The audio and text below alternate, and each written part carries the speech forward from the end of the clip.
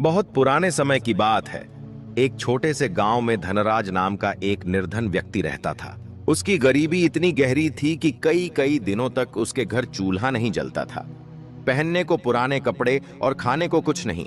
पेट भरने की आस में वह रोज सुबह गांव की गलियों में निकलता और दरवाजों पर हाथ फैलाकर भीख मांगता। शुरू में कुछ लोग दया दिखा देते थे, पर समय के साथ गांव वालों का नजरिया बदल गया। उन्हें लगने लगा कि धनराज मेहनत से बचता है।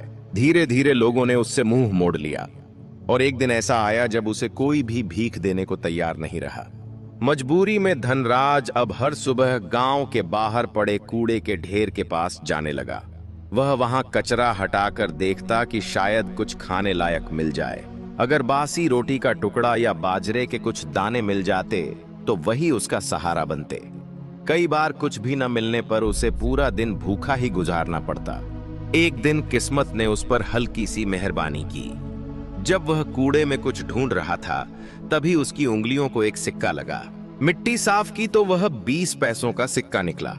उसकी आंखों में चमक आ गई। उसने उस सिक्के को अपने फटे हुए कपड़े में कसकर बांध लिया, मानो कोई अनमोल दौलत मिल गई हो। फिर झोपड़ी में लौटकर थोड़ा पानी पिया और थकान से सो गया। अगली सुबह वह फिर उसी जगह पहुंचा। तभी उसने देखा कि एक आदमी अपने कंधे पर बड़ी बांस की टोकरी उठाए जा रहा था। टोकरी के भीतर से जानवरों की हलचल सुनाई दे रही थी। धनराज ने उसे रोककर कहा, भाई जरा बताओ तो सही, इस टोकरी में क्या है? वह आदमी ठहर गया और बोला, इसमें ही मोर हैं, बेचने के लिए ले जा रहा हूं। पास ही दो धनवान व्यक्ति खड़े थे। उनके नाम थे सेठ कैलाश दत्त और सेठ त्रिवेणी प्रसाद। दोनों धनराज की हालत देखकर हंस पड़े। एक ने तिरस्कार भरे स्वर में कहा, अरे भाई, इसे क्यों दिखा रहे हो? यह तो खुद एक वक्त की रोटी का मोहताज है। भला यह तुम्हारे ही मोर कैसे खरीदेगा? उस व्यक्ति ने गंभीर स्वर में कहा, मुझे तो अपना सामान बेचना है। जिसने बुलाया है उसके पास जाना ही मेरा धर्म है। यह सुनकर पास खड़े दोनों रईस फिर ताने कसने लगे। यह आदमी रोज कूड़े के ढेर से दाने बीनता है और उसी से पेट भरता है, एक सेठ बोला। दूसरा हंसते हुए बोला, अगर इसके पास पैसे होते तो पहले खुद के लिए खाना खरीदता। भला यह कोई मोर क्या खरीदेगा? उनकी बातों पर धनराज ने कोई ध्यान नहीं दिया। वह चुपचाप खड़ा रहा। उसने अपने फटे कपड़े की गांठ खोली और उसमें से वही 20 पैसों का सिक्का निकालकर मोर बेचने वाले के सामने रख दिया। वह बोला, भाई, इन्हीं 20 पैसों में मुझे एक मोर दे दो। यह सुनते ही दोनों अमीर जोर से हंस पड़े। मजाक उड़ाते हुए एक सेठ ने धनराज के गाल पर हल्की सी चपत मार दी। धनराज का चेहरा शांत ही रहा। उसने नम्र लेकिन दृढ़ स्वर में कहा, तुमने मुझे क्यों मारा? मैंने तुम्हारा क्या बिगाड़ा है? मैंने तो सिर्फ इस आदमी से मोर खरीदने की बात की है। यह सब देखकर मोर बेचने वाला कुछ पल चुप रहा। फिर उसने टोकरी खोली और उसमें से एक नन्हा सा नीले हरे पंखों वाला मोर का बच्चा बाहर निकाला। उसने उसे धनराज की हथेलियों में रखते हुए कहा, ले भाई, आज से यह तुम्हारा हुआ। इसका नाम मैं नीलू रखता हूं। इसके बाद वह मुस्कुराते हुए दोनों सेठों की ओर मुड़ा और बोला, अभी तो तुम लोग कह रहे थे कि यह गरीब कुछ खरीद नहीं सकता, लेकिन देखो, जिसे तुम सबसे कमजोर समझते थे उसी ने अपने पैसों से मोर खरीद लिया। यह सुनते ही दोनों अमीर शर्मिंदा हो गए और बिना कुछ बोले वहां से चले गए। मोर बेचने वाला यह सब देखकर मुस्कुराया और फिर बिना देर की अपनी राह पकड़ ली। धनराज वहीं कूड़े के ढेर के पास बैठ गया और हाथों से कचरा हटाकर दाने खोजने लगा। थोड़ी देर में उसे कुछ बाजरे के दाने मिल गए। उसने मन ही मन सोचा, इनमें से थोड़ा मैं खा लूंगा और बाकी अपने मोर नीलू को खिला दूंगा। इसके बाद वह नन्हे मोर को संभालते हुए अपनी झोपड़ी की ओर लौट पड़ा। घर पहुंचकर उसने जमीन पर एक पुरानी चटाई बिछाई और मोर को अपने पास बैठा लिया। रात धीरे धीरे गहराने लगी और थकान के कारण दोनों ही सो गए। अब यही उसका रोज का जीवन बन गया। हर सुबह धनराज कूड़े के ढेर के पास जाता, दानों की तलाश करता, थोड़ा खुद खाता और थोड़ा अपने मोर को खिला देता। दिन भर दोनों साथ रहते और शाम होते ही उसी चटाई पर एक दूसरे के पास सो जाते। यह क्रम कई महीनों तक यूं ही चलता रहा। लेकिन एक रात कुछ ऐसा हुआ जिसने सब कुछ बदल दिया। आधी रात को धनराज की नींद अचानक खुल गई। उसे लगा जैसे कोई धीमे स्वर में उसे पुकार रहा हो, मालिक, मालिक, मेरी बात सुनो। यह सुनते ही धनराज घबरा गया। वह उठकर बैठ गया और बोला, कौन है जो मुझे इस अंधेरी रात में मालिक कहकर बुला रहा है? तभी फिर वही आवाज आई, मालिक मैं हूं, आपका मोर नीलू। इतना सुनते ही धनराज का शरीर कांप उठा। उसका चेहरा डर से सफेद पड़ गया और वह समझ नहीं पा रहा था कि यह सपना है या कोई अनहोनी। धनराज ने घबराकर चारों ओर नजर दौड़ाई, लेकिन झोपड़ी के भीतर उसे कोई दिखाई नहीं दिया। तभी फिर वही धीमी सी आवाज गूंजी, मालिक मैं हूं, आपका मोर। यह सुनते ही धनराज के पैरों तले जमीन खिसक गई। वह कांपते स्वर में बोला, हे भगवान, यह कैसे संभव है? क्या मैं सपना देख रहा हूं या सचमुच जाग रहा हूं? भला कोई मोर इंसानों की तरह कैसे बोल सकता है? तभी मोर हल्की हंसी के साथ बोला, मालिक डरने की कोई जरूरत नहीं है, यह तो बस शुरुआत है। आगे आपको और भी हैरान करने वाली बातें देखने को मिलेंगी, लेकिन पहले मेरी एक बात ध्यान से सुन लीजिए। धनराज ने डरते डरते कहा, हाँ बोलो, अब तुम्हारी बात सुने बिना तो मुझसे रहा ही नहीं जा रहा। मोर ने शांत स्वर में कहा, मालिक मैं आपको छोड़कर कभी नहीं जाऊंगा। मैंने खुद आपको अपना स्वामी चुना है, लेकिन एक समस्या है। आप रोज कूड़े के ढेर से दाने चुनकर लाते हैं और मैं एक पक्षी हूं। अगर हर समय यहीं पड़ा रहूंगा तो ठीक से जी नहीं पाऊंगा, इसलिए मुझे दिन में बाहर जाने की अनुमति दे दीजिए।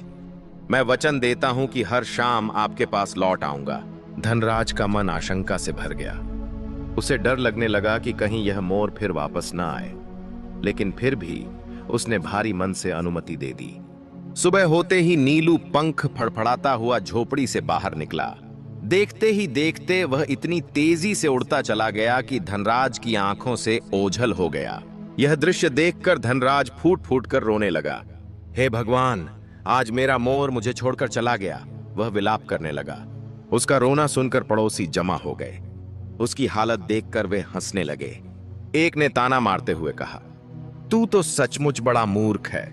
अगर कभी तेरे हाथ पैसे भी आ गए तो खाने के बजाय तू जानवर ही खरीदेगा और फिर उसे ऐसे ही भगा देगा।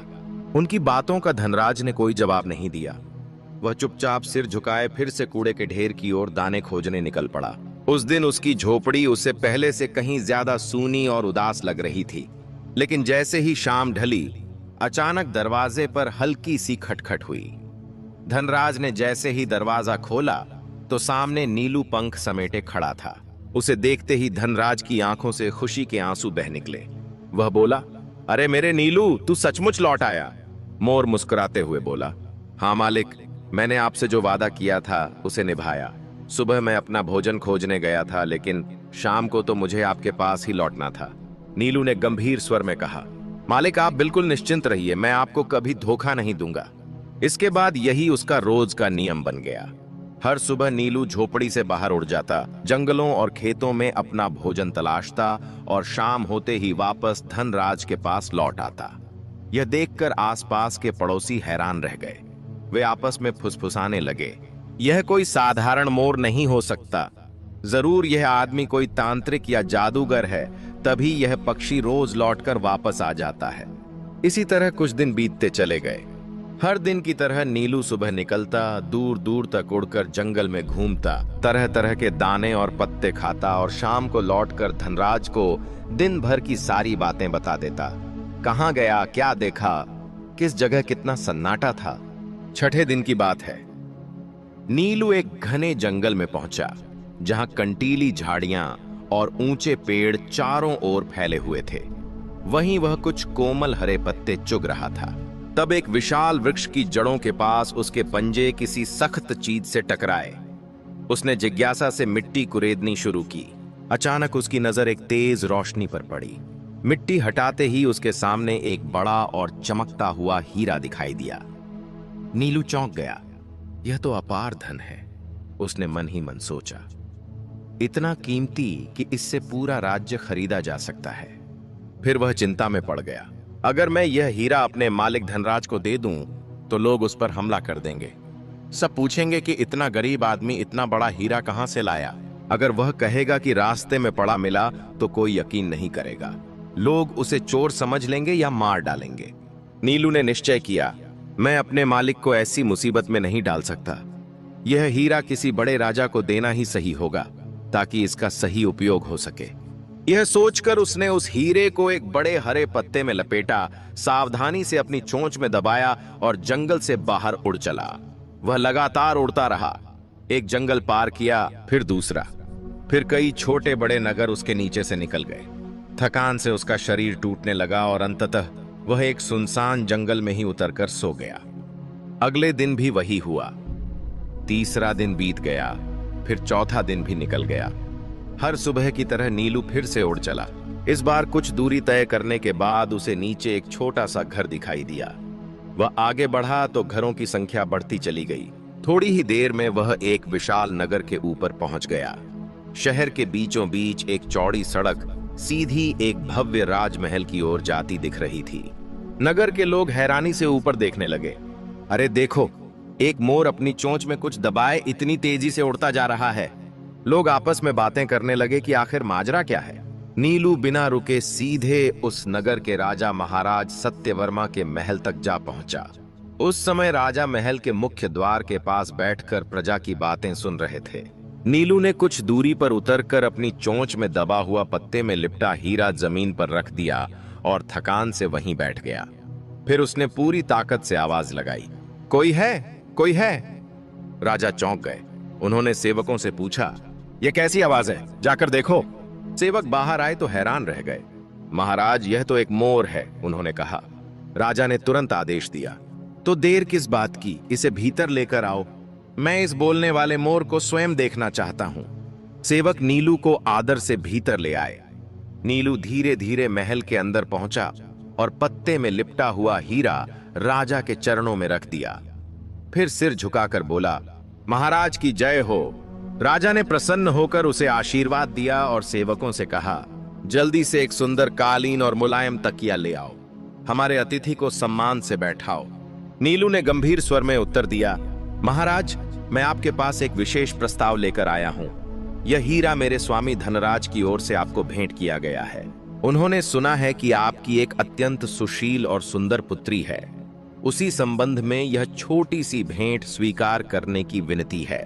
दोस्तों, जैसे ही महाराज सत्यवर्मा की नजर उस हीरे पर पड़ी, वे कुछ क्षणों के लिए स्तब्ध रह गए। मन ही मन बोले, इतना विशाल और चमकदार हीरा, और यह इसे छोटी सी भेंट कह रहा है। राजा ने मुस्कुराते हुए नीलू से कहा, यह भेंट तो अत्यंत मूल्यवान है। मैं प्रसन्नतापूर्वक अपनी पुत्री का विवाह तुम्हारे स्वामी धनराज से करने को तैयार हूं। मुझे उनसे और कुछ नहीं चाहिए। वे चाहें तो खाली हाथ भी मेरे महल आ सकते हैं। अगर उनके पास और गहने हों तो उन्हें अपने पास ही रखें। नीलू ने आदर से सिर झुकाया और बोला, महाराज, मैं आपकी यह बात अपने मालिक तक ज्यों की त्यों पहुंचा दूंगा। हम 141 दिनों के भीतर पुनः यहां उपस्थित होंगे। इतना कहकर उसने राजा को प्रणाम किया और महल से बाहर निकल पड़ा।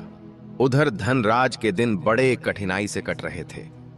नीलू कई दिनों से घर नहीं लौटा था। वह कभी गांव की गलियों में भटकता, कभी जंगलों में उसे खोजता फिरता। पड़ोसी उसका मजाक उड़ाते, तेरा मोर तो उड़ गया, हमने कहा था जानवर पालना तेरे बस की बात नहीं। एक शाम जब वह थककर सोने की तैयारी कर रहा था, तभी दरवाजे पर हल्की सी आहट हुई। जैसे ही उसने दरवाजा खोला, नीलू भीतर आ गया।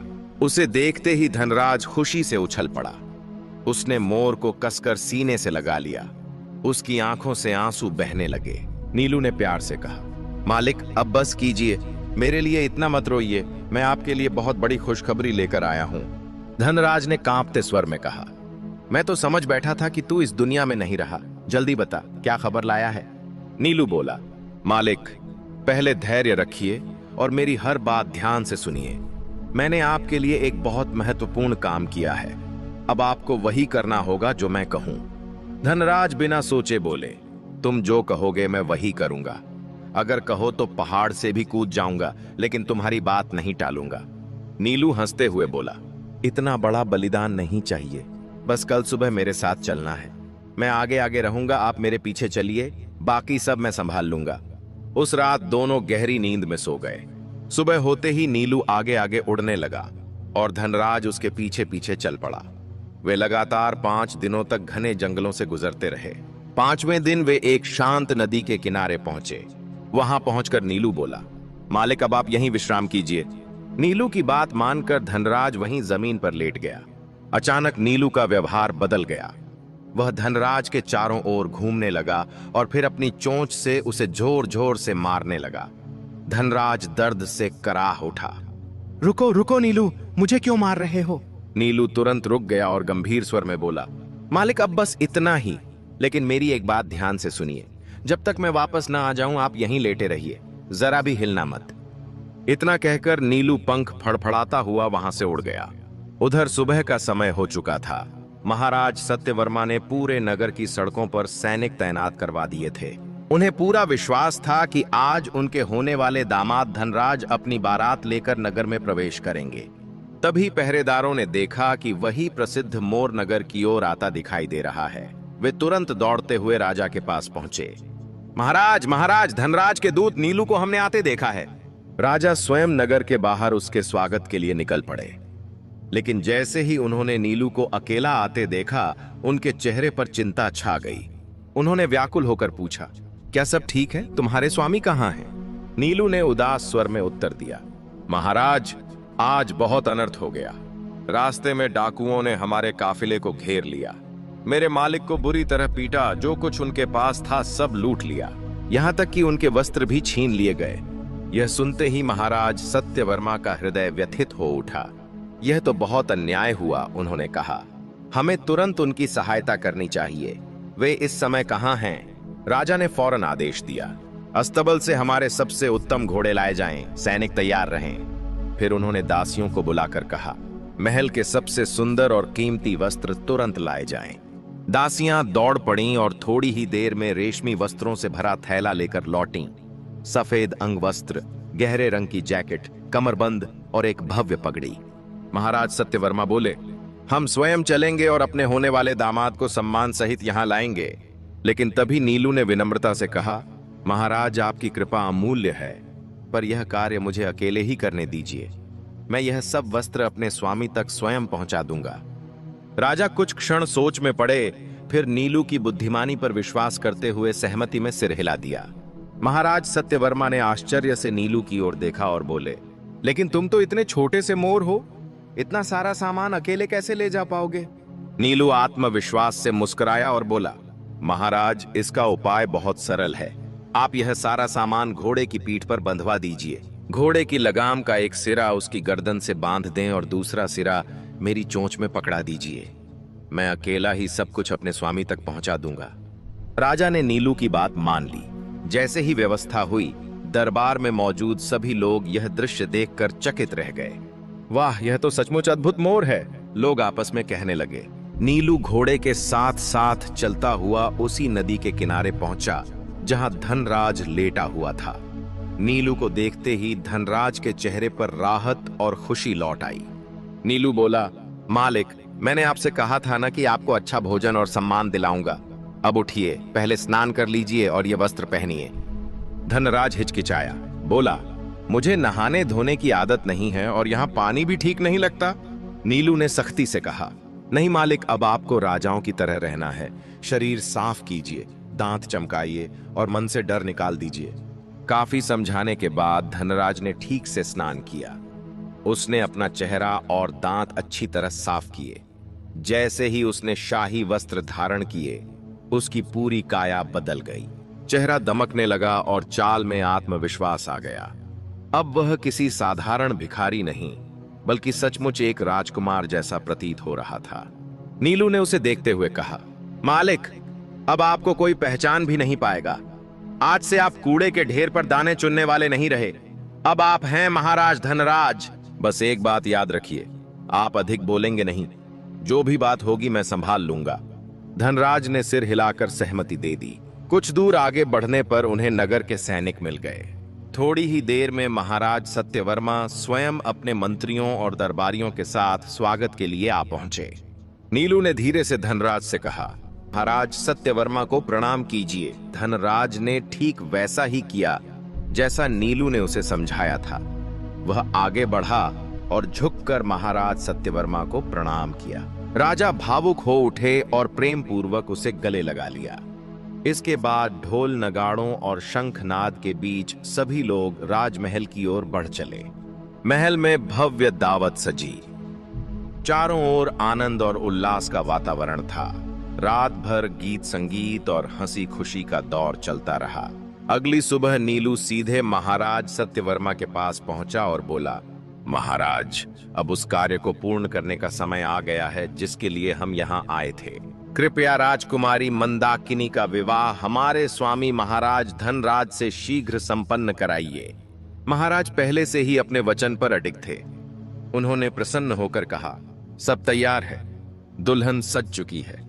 और उसी समय पूरे राजसी ठाठ बाट के साथ राजकुमारी मंदाकिनी का विवाह महाराज धनराज से करा दिया गया। शंख, मंत्रोच्चार और पुष्प वर्षा के बीच यह विवाह संपन्न हुआ। विवाह के अगले दिन नीलू अपने स्वामी के पास आया और बोला, मालिक, अब मैं कुछ दिनों के लिए बाहर जाना चाहता हूं। जब तक मैं वापस न आऊं, आप अपनी पत्नी के साथ अपने ससुराल में विश्राम कीजिए। इसके बाद नीलू महाराज सत्यवर्मा के पास गया और आदर से बोला, महाराज, मेरा कार्य यहां पूर्ण हो चुका है। मेरे स्वामी ने मुझे अपने पुराने घर की देखभाल के लिए भेजा है। मैं लगभग 1 सप्ताह के लिए बाहर जा रहा हूं। राजा ने चिंता से पूछा, क्या तुम्हें अपने साथ कुछ सैनिक चाहिए? नीलू ने मुस्कुराकर उत्तर दिया, नहीं महाराज, मैं अकेला ही पर्याप्त हूं। बस जब तक मैं लौट कर ना आऊं, मेरे स्वामी का ध्यान रखिएगा। राजा ने सहमति में सिर हिलाया। नीलू ने सबको प्रणाम किया और अपने सफर पर निकल पड़ा। लेकिन वह अपने पुराने गांव की ओर नहीं गया। महल से निकलकर उसने एक अलग रास्ता चुना। कुछ समय बाद वह एक अत्यंत सुंदर और समृद्ध नगर में पहुंचा। वहां की सड़कें चमकदार थीं, इमारतें ऊंची और बाजार रंग बिरंगे थे। चारों ओर वैभव और चकाचौंध फैली हुई थीं। लेकिन सबसे आश्चर्य की बात यह थी कि उस पूरे नगर में एक भी इंसान दिखाई नहीं दे रहा था। न कोई पुरुष, न स्त्री, न बच्चे। चारों ओर गहरा सन्नाटा पसरा हुआ था। सड़कें सूनी थीं, बाजार वीरान पड़े थे और हवाओं की आवाज के अलावा कुछ सुनाई नहीं दे रहा था। थोड़ी दूर आगे बढ़ने पर नीलू की नजर एक अत्यंत विशाल और भव्य भवन पर पड़ी। वह मकान नीलम, माणिक और अन्य कीमती पत्थरों से जड़ा हुआ था। उसकी दीवारें इतनी चमक रही थीं कि नीलू ने वैसी रोशनी पहले कभी नहीं देखी थी।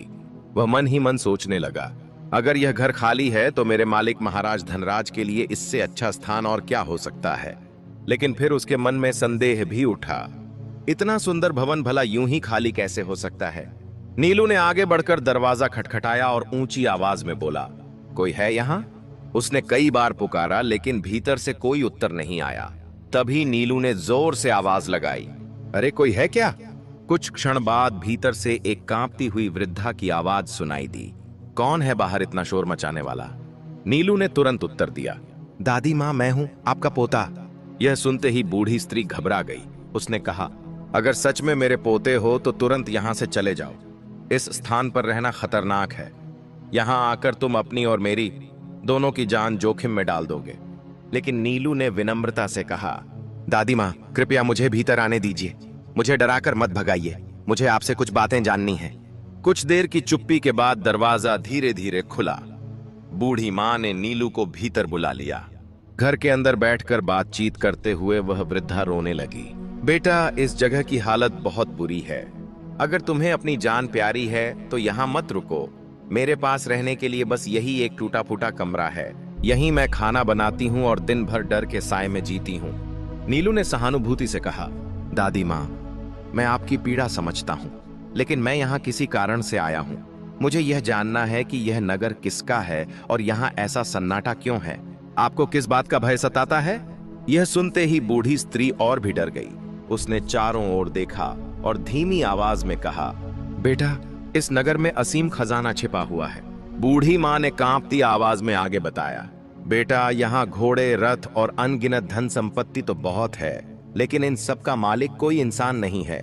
इस पूरे नगर पर एक विशाल नाग का राज है। उसका नाम है काली नाग। वही इस खजाने का स्वामी भी है और रक्षक भी। इसी भवन को उसने अपना निवास बना रखा है। यह सुनकर नीलू ने गंभीरता से पूछा, दादी माँ, क्या वह नाग बहुत विशाल और शक्तिशाली है? उसके पास कोई रक्षा या हथियार भी हैं क्या? बूढ़ी स्त्री की आंखों में डर उतर आया। हाँ बेटा, वह बेहद भयानक है। जब भी वह बाहर निकलता है तो अचानक तेज हवाएं चलने लगती हैं। आकाश में धूल भर जाती है, मानो कोई भयंकर तूफान आ रहा हो। वह आंगन में उतरकर जो सामने आता है सब निगल जाता है, पानी पीता है और फिर गायब हो जाता है।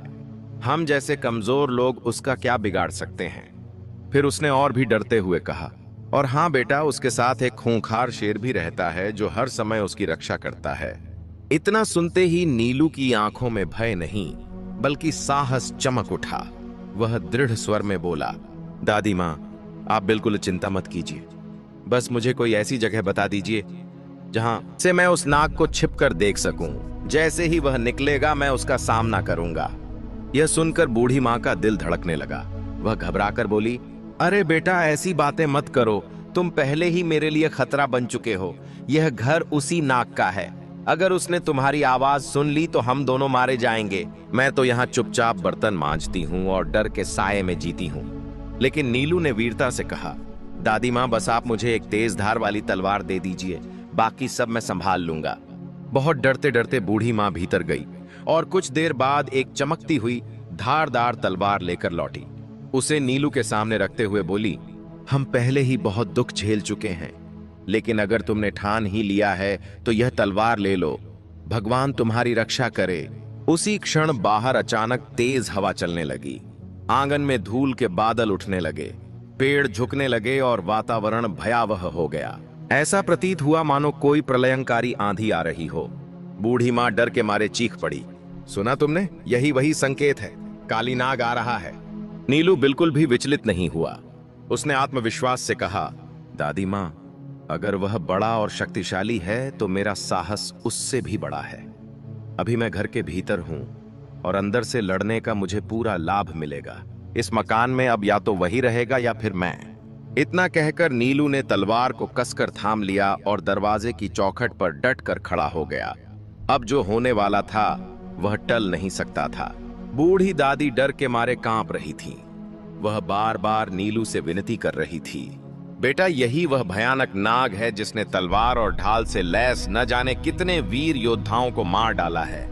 तू तो एक छोटा सा पक्षी है, इसका सामना कैसे करेगा? नीलू झुंझलाकर बोला, दादी माँ, कृपया चुप रहिए। किसी चीज को देखकर उसके सामर्थ्य का अनुमान मत लगाइए। थोड़ा धैर्य रखिए, फिर देखिए आगे क्या होता है। कुछ ही क्षणों में आंगन में तेज हवाएं चलने लगीं। धूल का गुबार उठ गया और वातावरण भयावह हो गया। तभी 7 सिरों वाला काली नाग सरसराता हुआ आंगन में घुस आया। उसने इधर उधर रखे बर्तनों में पड़ा सारा भोजन निगल लिया। फिर वह दरवाजे के पास आकर फुफकारते हुए बोला, आज घर के भीतर से कोई अनजानी गंध क्यों आ रही है? बूढ़ी दादी डरते डरते बोली, नहीं नहीं, कोई नई गंध नहीं है। शायद सुबह मैंने अपने कपड़ों पर थोड़ा इत्र लगा लिया था, उसी की खुशबू होगी। उसी समय नीलू दरवाजे की ओट में तलवार लिए तैयार खड़ा था। जैसे ही काली नाग ने अपना पहला सिर भीतर डाला, नीलू ने बिजली की गति से वार किया और उसका एक सिर अलग हो गया। नाग तड़प उठा और दूसरा सिर भीतर घुसाया, वह भी कट गया। तीसरा सिर आया, वह भी धराशायी हो गया। क्रोधित होकर काली नाग ने चौथा और पांचवां सिर झोंक दिया, लेकिन नीलू ने बिना रुके उन्हें भी काट गिराया। छठा सिर भीतर लाते हुए नाग गरजा, कौन है जो मुझे ललकार रहा है? उत्तर देने से पहले ही नीलू ने छठा सिर भी अलग कर दिया। अब केवल 7वां सिर शेष था। नीलू ने गरजते हुए कहा, तेरा समय अब समाप्त हो चुका है। तूने बहुतों को डराया है, लेकिन इस द्वार पर तेरा अंत निश्चित है। इतना कहते ही उसने अंतिम प्रहार किया और 7वां सिर भी धड़ से अलग हो गया। काली नाग जमीन पर तड़पता रहा और कुछ ही पलों में निःशब्द हो गया। यह युद्ध इतना भयानक था कि विजय के बाद नीलू का शरीर जवाब दे गया। वह थकान और चोटों के कारण वहीं गिर पड़ा और बेहोश हो गया। 70 वर्ष की वह बूढ़ी दादी खुशी से बच्चों की तरह उछलने लगी। वह ताली बजाकर नाचते हुए बोली, हे भगवान, कौन सोच सकता था कि इतना छोटा सा मोर इतना बड़ा और असंभव काम कर दिखाएगा। वह तुरंत भीतर से पानी लेकर आई और नीलू के ऊपर छींटे मारने लगी। कभी उसका सिर हल्के से हिलाती, कभी उसके पंख से हिलाती। जब तक नीलू को छींक नहीं आ गई, वह रुकी नहीं। कुछ ही देर में नीलू की आंखें खुलीं और उसे होश आने लगा। दादी ने उसे सीने से लगाकर कहा, बेटा, तू तो सच में मेरा सगा पोता निकला। तूने काली नाग का अंत कर दिया। आज यह नगर उसके आतंक से मुक्त हो गया। नीलू ने धीरे से उठते हुए कहा, दादी माँ, अब मुझे इस पूरे भवन के हर हिस्से को देखना है। दादी उसे ऊपर से नीचे तक पूरे महल में घुमा लाई। हर कक्ष में अपार धन संपत्ति भरी हुई थी। सोने चांदी के ढेर, कीमती रत्न, बहुमूल्य भोजन और वस्त्र। लेकिन सबसे चौंकाने वाली बात यह थी कि कई कक्षों में पुरुष और स्त्रियां कैद थे, जिन्हें काली नाग ने वर्षों से बंदी बनाकर रखा था। नीलू ने गंभीर स्वर में कहा, दादी माँ, अब यह सारा खजाना और यह नगर मेरे स्वामी महाराज धनराज का है। जब तक मैं उन्हें यहाँ लेकर ना आऊं, आप सबकी देखभाल करें और इन लोगों को सुरक्षित रखें। नीलू वहां 3 दिनों तक रुका। वह नगर की व्यवस्था देखता रहा, लोगों को ढाढ़स बंधाता रहा और खजाने की सुरक्षा सुनिश्चित करता रहा। चौथे दिन वह अपने स्वामी के पास लौटने के लिए निकल पड़ा। जब नीलू वापस पहुंचा तो धनराज उसे देखकर अत्यंत प्रसन्न हो गया। इतने दिनों से वह अकेलेपन में टूट चुका था। नीलू को सामने देखकर उसकी आंखें भर आईं। नीलू बोला, मालिक, अब बस कुछ ही दिन बाकी हैं। 4 दिनों बाद आपको अपनी पत्नी राजकुमारी मंदाकिनी के साथ अपने नए घर चलना है। मैंने आपके लिए सब कुछ तैयार कर दिया है। देखिए महाराज, यही हमारा नया नगर है और सामने जो वह विशाल भवन दिख रहा है, वही अब आपका महल है। जैसे ही काफिला महल के भीतर पहुंचा, वही बूढ़ी दादी खुशी से नाचने लगी, जैसे पहले काली नाग के मारे जाने पर नाची थी। नीलू मुस्कुराकर बोला, दादी माँ, यह सब मेरे स्वामी महाराज धनराज की शक्ति और भाग्य का फल है। असली सम्मान उन्हीं को मिलना चाहिए। दादी ने हाथ जोड़कर महाराज धनराज से क्षमा मांगी कि वह पहले उन्हें पहचान नहीं पाई। इसके बाद नीलू महाराज धनराज को पूरा महल दिखाने ले गया, ऊपर से नीचे तक, हर कक्ष, हर आंगन। महाराज धनराज ने तुरंत आदेश दिया, सारे कमरों की अच्छे से सफाई कर दी जाए। कुर्सियां, मेज और दरवाजे चमकाए जाएं। जिन लोगों को नाग ने कैद कर रखा था, उन्हें तुरंत मुक्त किया जाए और घोड़ों को खुले मैदान में हरी घास चरने के लिए छोड़ दिया जाए। कुछ ही समय में नौकरों ने स्वादिष्ट भोजन भी तैयार कर लिया। सभी मेहमानों को उनके रहने की जगह बता दी गईं। देखते ही देखते वह सूना महल जीवन और चहल पहल से भर उठा। इस तरह कुछ दिन आनंद से बीत गए। सभी लोग वहां सुख शांति से रहने लगे। एक दिन राजकुमारी मंदाकिनी की दासियों ने निवेदन किया, महाराज, अब हमें अपने घर लौटने की अनुमति दीजिए। नीलू ने पहले उन्हें रोकने की कोशिश की, फिर बोला, थोड़ा और रुक जाइए। लेकिन जब वे नहीं मानी तो नीलू ने उन्हें बहुमूल्य भेंट और उपहार देकर विदा किया। इससे उनके मन में नीलू के प्रति और भी अधिक सम्मान भर गया। एक शाम नीलू ने दादी से धीमे स्वर में कहा, दादी माँ, कभी कभी मुझे लगता है कि मेरे स्वामी बहुत भोले हैं। मैंने उनके लिए जान जोखिम में डाली, उनका जीवन बदला, नगर और खजाना दिलाया, इतना बड़ा महल दिया, लेकिन उन्होंने कभी यह नहीं पूछा कि यह सब कहां से आया, किसका था और मैंने यह सब कैसे पाया। वह कुछ पल चुप रहा, फिर बोला, कभी कभी मन में आता है कि शायद लोग ठीक ही कहते हैं। किसी के लिए बहुत ज्यादा अच्छा नहीं करना चाहिए, थोड़ी कठिनाई भी दिखानी चाहिए, तभी इंसान अच्छाई की कीमत समझ पाता है। नीलू ने मन ही मन सोचा, जो करना था मैंने कर दिया, अब देखता हूं कि मेरे लिए ये लोग क्या करते हैं। समय बीतने के साथ एक कड़वा सच सामने आने लगा। महाराज धनराज अब नीलू के उपकारों को लगभग भूल चुके थे। वैभव और रानी मंदाकिनी के प्रेम में डूबकर वे दिन भर महलों के सुख में खोए रहते। नीलू, जिसने उनका भाग्य बदला था, धीरे धीरे उनकी नजरों से ओझल होता चला गया। कुछ ही दिनों बाद एक सुबह नीलू अचानक बहुत बीमार पड़ गया। उसके शरीर में तेज ज्वर था, पंख भारी हो गए थे और पैरों में असहनीय पीड़ा हो रही थी। कमजोर आवाज में उसने दादी से कहा, दादी माँ, कृपया जाकर मेरे मालिक से कह दीजिए कि मेरी हालत बहुत खराब है। दादी व्याकुल होकर ऊपर महल में पहुंची। उस समय महाराज और रानी रेशमी वस्त्रों में सजे बैठे थे। राजा ने उदासीन स्वर में पूछा, क्या बात है बुढ़िया? दादी ने रोते हुए कहा, महाराज, नीलू बहुत बीमार है, उसका शरीर दर्द से टूट रहा है, कृपया चलकर उसे देख लीजिए। यह सुनते ही रानी मंदाकिनी घबरा गईं। अरे, हमारे नीलू को क्या हो गया? वे चिंतित स्वर में बोली। लेकिन महाराज धनराज हल्की हंसी हंसते हुए बोले, इसमें चिंता की क्या बात है? जानवर है, लाल बाजरे का दलिया बना दो, वही खा लेगा। रानी यह सुनकर स्तब्ध रह गईं। क्या आप उसे वही खिलाना चाहते हैं जो मजबूरी में घोड़े भी खाते हैं? उन्होंने भावुक होकर कहा। वह कोई साधारण मोर नहीं है। उसने आपके लिए अपना सब कुछ दांव पर लगाया है। जैसे आंख में पड़ा रेत का कण भी बहुत पीड़ा देता है, वैसे ही उसे कष्ट में देखकर आपको भी दुख होना चाहिए। राजा यह सुनकर क्रोधित हो गया। तुम बहुत बोलने लगी हो, उसने कठोर स्वर में कहा। चावल इंसानों के लिए हैं, उसके लिए लाल बाजरा ही पर्याप्त है। फिर राजा ने दादी की ओर देखकर आदेश दिया, जाओ वही करो जो मैंने कहा है। बेचारी दादी नीचे लौटी। उसकी आंखों से आंसू बह रहे थे। उसने सारी बात नीलू को बता दी। नीलू को अपने कानों पर विश्वास नहीं हुआ। उसने धीमे स्वर में पूछा, दादी माँ, क्या उन्होंने सच में यही कहा कि मुझे लाल बाजरे का दलिया दिया जाए? दादी ने सिर झुकाकर उत्तर दिया, हाँ बेटा, यही कहा गया। नीलू ने गहरी सांस ली और बोला, ठीक है दादी माँ, शायद लोग सही कहते हैं, फिर भी हमें उन्हें एक मौका और देना चाहिए। कुछ क्षण रुककर वह बोला, आप एक बार फिर ऊपर जाइए और उनसे कहिए कि मेरी हालत बहुत गंभीर है और मैं लाल बाजरे का दलिया नहीं खा सकता। दोस्तों, नीलू की बात सुनकर दादी एक बार फिर भारी मन से महल की सीढ़ियां चढ़ने लगी। ऊपर राजा और रानी खिड़की के पास बैठे आपस में बातें कर रहे थे। राजा ने बिना मुड़े ही कहा, क्या बात है बुढ़िया, फिर क्यों आई हो?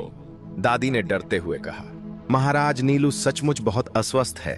वह लाल बाजरे का दलिया भी नहीं खा पा रहा। यह सुनते ही राजा का चेहरा तमतमा उठा। गुस्से में उसने कठोर शब्द कह दिए, जाओ और उससे साफ कह दो।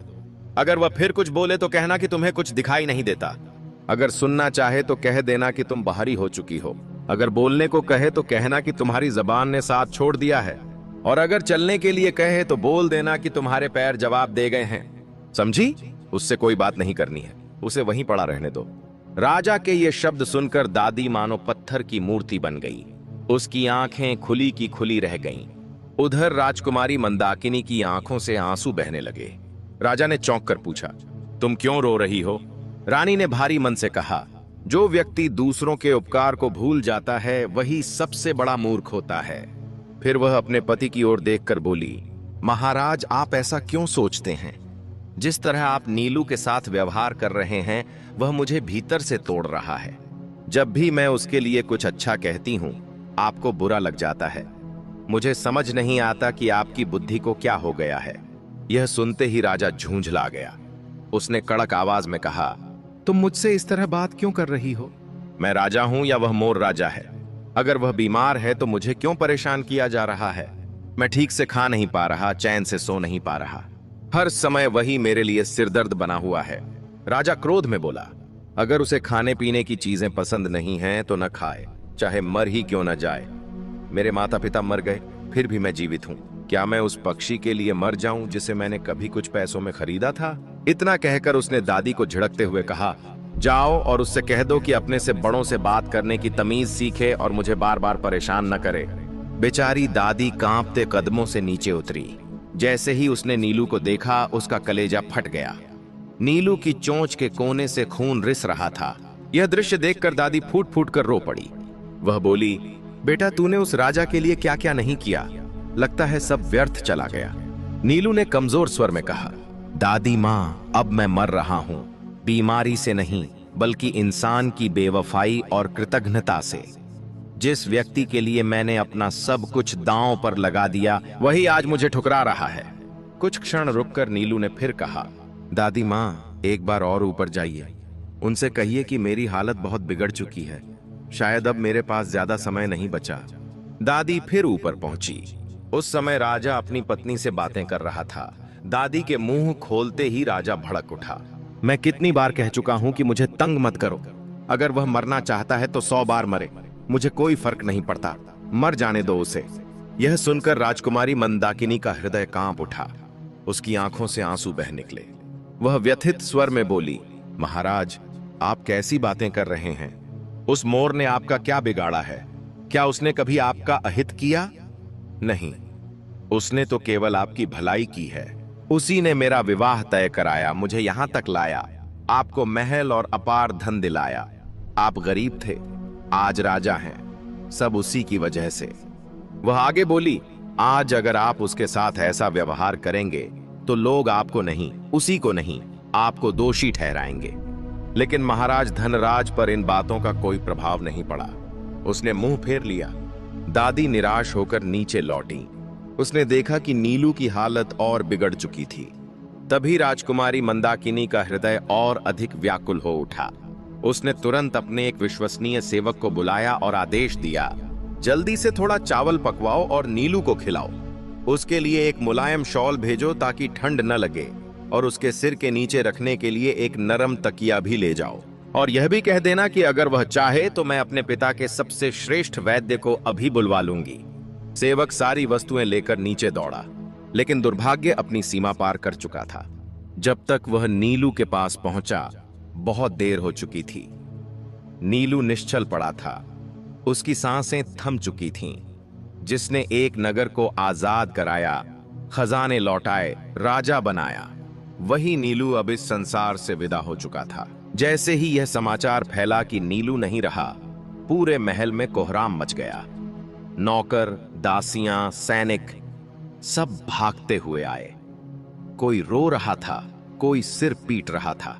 शोक का ऐसा दृश्य था मानो कोई महान आत्मा इस दुनिया से चली गई हो।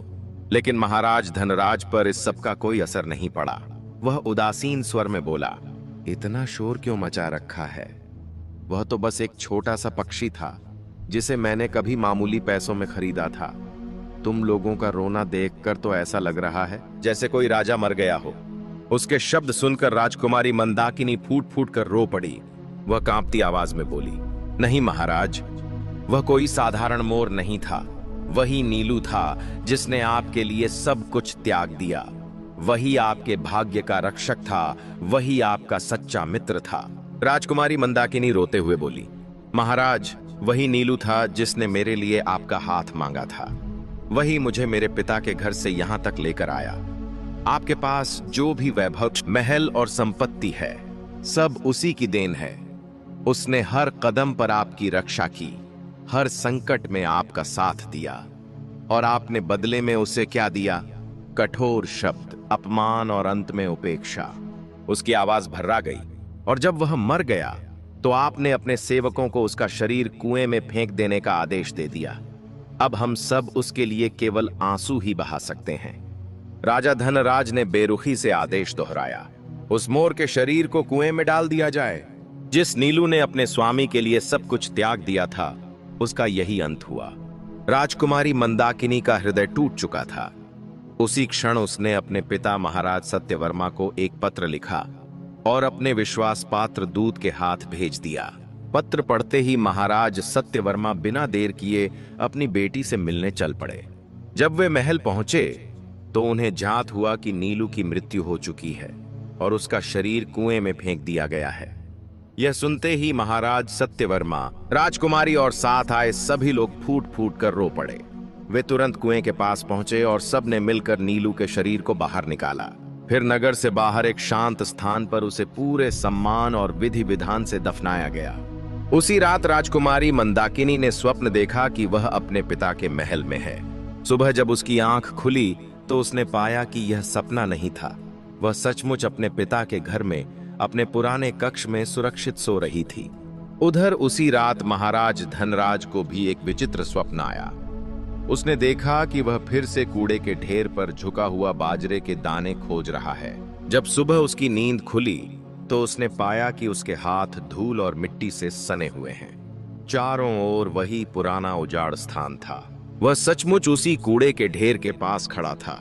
वह घबरा गया, पागलों की तरह इधर उधर देखने लगा और चिल्लाया, यह क्या हो गया? मैं यहाँ कैसे आ गया? मेरे साथ यह सब किसने किया? उसी समय कुछ बच्चे उधर से गुजरे। उसे देखकर वे हंसने लगे और बोले, अरे तुम अब तक जिंदा हो? हमें तो लगा था कि तुम कब के मर चुके हो। इस तरह राजकुमारी मंदाकिनी अपने पिता के संरक्षण में सुरक्षित और सुखी जीवन जीने लगी। और वहीं दूसरी ओर कृतघ्न राजा अपना सब कुछ खोकर फिर से वही पुराना भिखारी बन गया जो कूड़े के ढेर पर बैठकर दाने बीनता था। वह अभागा व्यक्ति फिर उसी तरह दिन रात कूड़े के ढेर के पास दाने बीनता रहा। समय बीतता गया और एक दिन भूख, कमजोरी और पश्चाताप के बोझ तले दबकर वहीं उसकी मृत्यु हो गई। न कोई अपना था, न कोई शोक मनाने वाला। दोस्तों, आपको यह कहानी कैसी लगी, यह हमें कमेंट में जरूर बताइए। वीडियो को लाइक करना न भूलें और इसे अपने दोस्तों व परिवार के साथ शेयर जरूर करें। ऐसी ही शिक्षाप्रद, भावनात्मक और प्रेरणादायक कहानियां देखने के लिए हमारे चैनल को अभी सब्सक्राइब करें और बेल आइकन दबा दें, ताकि हर नई कहानी आप तक सबसे पहले पहुंचे। आपका एक छोटा सा कमेंट और एक लाइक हमें और बेहतर कहानियां लाने की ताकत देता है। जय माता दी।